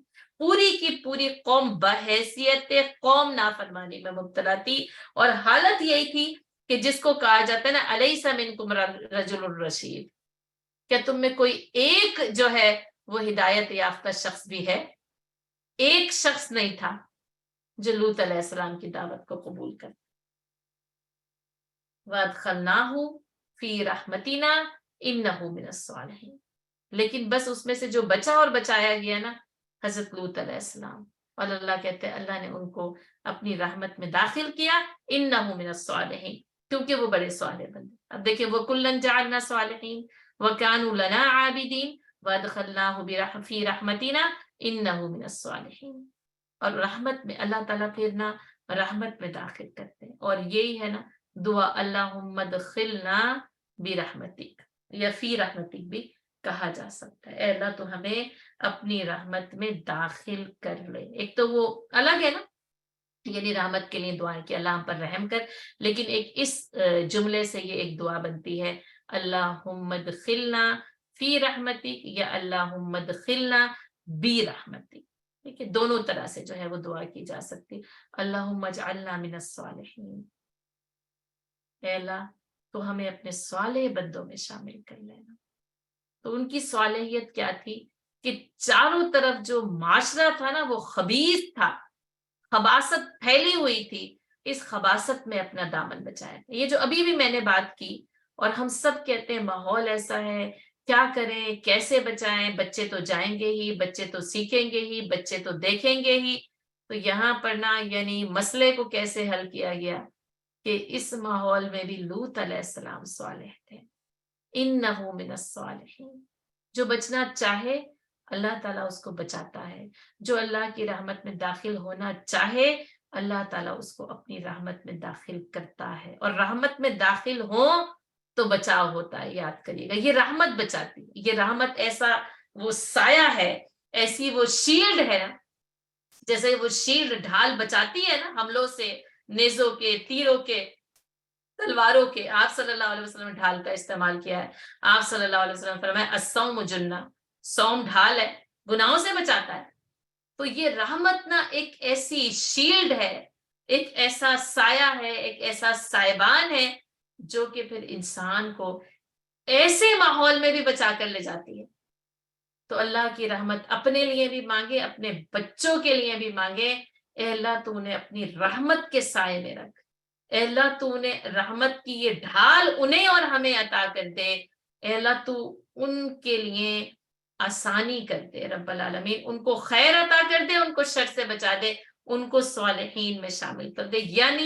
یعنی سب کچھ کرنے کے ساتھ ساتھ نا ہماری دعائیں بہت ضروری ہیں, جو آنسوؤں کے ساتھ کی جائیں, جو دل کے درد کے ساتھ کی جائیں, جو دن کی روشنی میں کی جائیں, جو رات کی تاریکی میں کی جائیں. انہو من الصالحین. حضرت لوط علیہ السلام صالح رہے, وہ بچ کر نہ اپنے دامن کو بچا کر وہاں سے نکل جانے میں کامیاب ہو گئے, اور یہی ان کا کردار تھا, اور یعنی یہی ان کی کامیابی تھی. تو وہ تھے صالحین میں تھے. اس کے بعد ہمارا چھٹا رکوع شروع ہوتا ہے.